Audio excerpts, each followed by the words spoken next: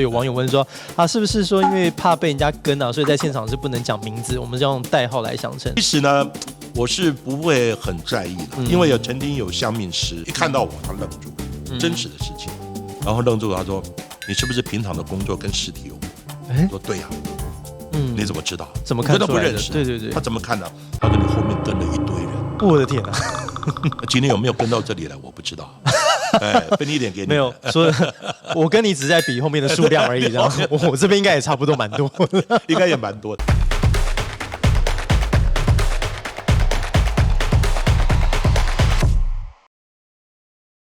大家好，欢迎来到单程旅行社。人生就是一场单程旅行，乘车前记得按下订阅键，并且开启旁边的小铃铛哦。欢迎来到单程旅行社遗体的告白系列。这个系列来宾非常重量级，是台湾刑事鉴识学家，曾经参与过许多台湾的重大刑事案件，包含林家血案、陈金信案等等，是台湾鉴识圈最顶尖的权威人士。让我们掌声欢迎谢松善阿善师。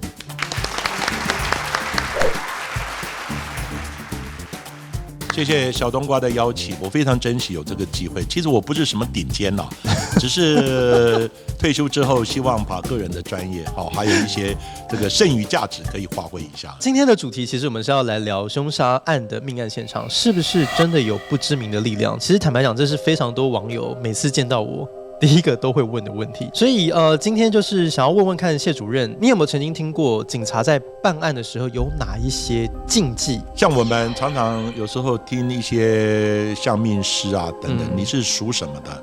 你不能到商家。那我们鉴识人员一接到案子，请我要看黄历，哎呦，今天是吉日，有没有办法？是不是适合到商家？难题是属什么？你不能到现场，那不可能嘛，因为这是你的职责。但是在命案现场，我非常严格要求的，不能嬉戏。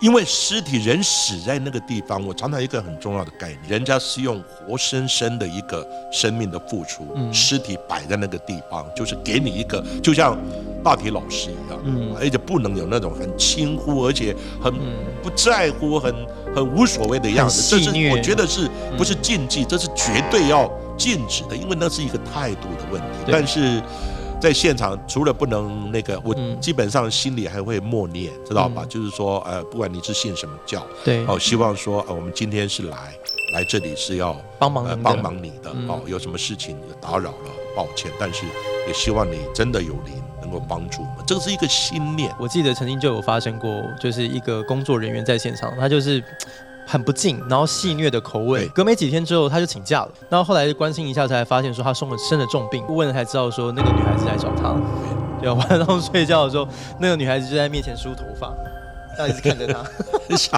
吓死他了，一句话都不说这样。所以就是说，这种事情你也很难讲。你说日有所思，夜有所梦吧，可能也是。那你说冥冥当中这个女孩子是不是因为她讲的无形当中讲的那些话，真的来找他？哇，这个，所以我们常常都拿这个故事来告诫一些菜鸟，就是有些该说不该说，自己要有分际。因为我真心觉得，就是要如何尊重看待这些死者，其实我觉得是一个职业上非常重要的素养。就有网友问说是不是说因为怕被人家跟啊，所以在现场是不能讲名字，我们是用代号来相称？你有听过有些人有这样的迷信吗？我是听过有那个记者了，对，记者他们有时候都会到现场去嘛，记者然后就讲说，哎呀，今天你不能讲，这个小冬瓜或者怎么样，或者讲你的名字了，对不对？那因为他这样的话，他说，也许有这么灵异的东西，听到他跟着你小冬瓜，对。其实呢，我是不会很在意的，因为曾经有相命师一看到我，他愣住了，真实的事情，然后愣住了，他说，你是不是平常的工作跟尸体有关？我说对呀。你怎么知道？怎么看出来的？我都不认识。对。他怎么看的？他说你后面跟了一堆人。我的天啊！今天有没有跟到这里来？我不知道。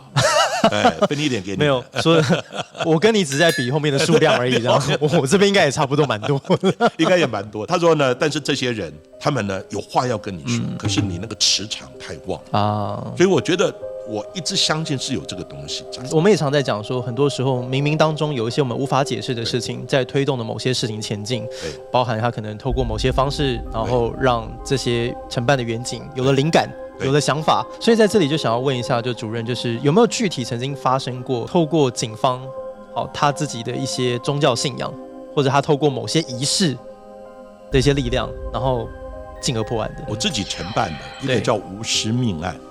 没有尸体的案子，不是说因为感应或通灵而破案的。那这个就完全靠着我们鉴识的专业，因为嫌犯呢没有办法解释他那个就是我们怀疑是运尸的车后面一些血迹，因为呢我鉴定结果是滴流状的，而且最后一个跟他接触的也是这个嫌犯，后来这个嫌犯就被移送了，而且被判刑了。要讲的是这部车在那个大安分局摆了好一阵子，6年之久，发生太多灵异的事情。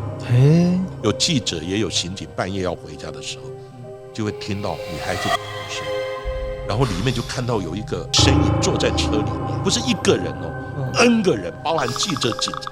所以我一直相信他不会骗我。然后呢，有一天呢，那个办案的刑警来告诉我，他说主任，一个人被埋了，然后呢可以找到那个尸体。我说你为什么要问我这个问题？他说呢，那个失踪者张老师来找他说他被埋在一边有山，一边有海，中间有路的地方。我想说，那你是想太多的，日有所思，夜有所梦。他说我以为是这样的。隔天，检察官打电话给他，他说昨天晚上张老师来梦里面告诉我，他被埋在一边有山，一边有海，中间有路的地方。我说你胡说八道，你骗我。所以我心里你们串通好了吧？结果他们2个真的去找，就找到靠近北海岸、靠近石门的地方。下来一看，就是这里。可是很遗憾的，最关键的，张老师没有告诉他们，他被埋在哪一个点。他问我说，怎么样去找那个被埋的尸体？我说有啊，要看是时间短还是时间长。时间短，那个土有翻新的状况啊，知道吧？还有如果埋的比较浅，那个气味会跑上来，那个上面会有很多苍蝇。经过一段时间之后呢，草长起来，那个草会长得跟比别的地方更茂盛嘛，因为底下有养分给你。对，后来也请了怪手挖，可是最重要的就是哪一个点，那个一整个山，到今天为止，张老师的尸体没有找到。另外，我现在讲的这个案子呢，是一个真实的案例。新店有一个小队长姓赖，叫赖一邦。有一次呢，他到那个石泉寺，在那个地方呢去礼佛，结果一进入，那个老法师80几岁，叫心玄法师。结果一看呢，心玄法师就把他叫到旁边，告诉你，你进来的时候，他除了你同事之外，还有2个人跟进来。他说这样子，你们先到呢第10殿地藏王菩萨殿去休息一下。结果呢，他在假寐就是小睡的时候呢，突然就梦来了。他的梦境呢，看到一阵烟雾，然后呢，有一个人，一个年轻人，脸色苍白，出现在他面前。那个年轻人讲：“我的名字叫蔡彦良，我很冤枉的被杀掉，而且被焚尸。杀我的人叫韦志军，有人名了。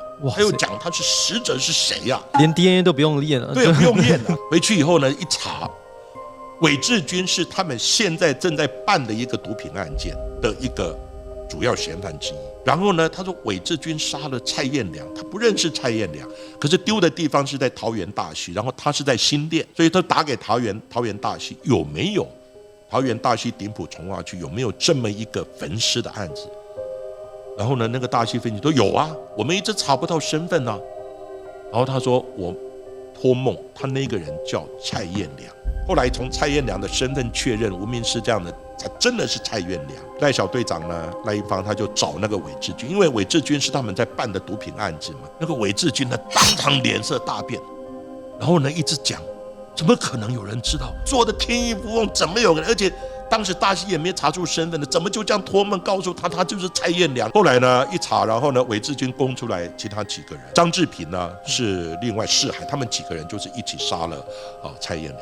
后来一查张志平因为良心过不去啊，可能那个也有那个死者一直找他自己上吊身。所以我跟你讲，有时候你说我常常讲，有时候冥冥中自有注定。今天司法惩治不了你，我告诉你，还有另外一个力量叫做道德的惩罚。所以很多的嫌犯，很多的作案者，警察找不到他，或是他已经被关在监狱里面，固定时间，死者都会来找他。这不是只有一件，好多件。这就是像那个谢主任曾经讲过，就是监狱有2种，一种是我们肉眼可见的，就是世俗上所规范；对，有另外一种牢，一个叫心牢就是那个道德的惩罚，那个牢是扣在你的心里，你这一件事情你会忘得了？杀一个人那个惨状你会忘记吗？不可能的事情。哇，这个故事真的很精彩，就确实就知道说，很多时候也不是我们这些铁齿的人可以理解的，但是就是我们总是谦卑着，有相信第三世界的力量。那说到这里，其实也知道，其实有许多的警察，我们都了解，他们私底下都有拜关公的习惯。在这边就是有找到一个资料，就是刘邦友血案，他当时也是一个非常不幸的一个事件。那后来他那个发生的这个宅邸也改建成为了桃园市的这个警政大楼。那听说这整件事情本身也跟关公有关联这个谢主任您知道吗？因为呢，它里面呢发生刘邦有官邸的血案，81重伤，所以呢，我们讲出来那个阴气很重，所以呢，那个官邸盖起来的时候，刚开始听说也弄这样子啊。电梯突然的就会自动上下，然后呢，电梯门会打开等等，所以很多警察就干脆怎么样？第一个是摆关公，就是关公就是正邪嘛，这个惩恶除奸嘛，对不对？然后呢，第二个呢会做一些求平安符嘛。后来侯友宜想说这个警察局对不对？官邸血案，大家这样子对不对？会声会影的，也没办法好好的这个安顿下来，所以呢，他就送了一个木雕190公分高的木雕关公，它上面呢就提上这几个字。第一个呢是关刀在握，荡寇安民，惩恶除奸，定世间。另外一边的横梁是义绝桃园，公理在心，锲而不舍除妖魔。后来一镇住之后呢，好像就平安很多。今天真的很感谢阿善师的分享那我自己是在想就是不论到底有没有这些神秘的力量，其实我们都应该要保持尊重。那最后我们还是会依据所找到的证据，这些我们曾经在讲嘛，证据尸体都是会说话的，所以是希望说透过这样的方式能够把事情做得圆满。我们办案呢，当然要秉持专业，但是呢，偶尔呢，你可以也姑且信之了。所以呢，人只要心存善念，知道吧？然后呢，将心比心。其实我觉得真的有灵异事件，也许你没有这样的机缘跟他契合，但是冥冥中他一定会来帮助你。那在这里还是奉劝大家呢，真的诸恶莫作，众善奉行，拍楼堂家。好的，那以上就是今天影片全部的内容。如果你看完之后有什么想要跟我们互动的，都欢迎可以在留言区留下你的评论。以上就是今天的单程旅行社，我是社长小冬瓜，我们下次见，拜拜，拜拜，谢谢大家。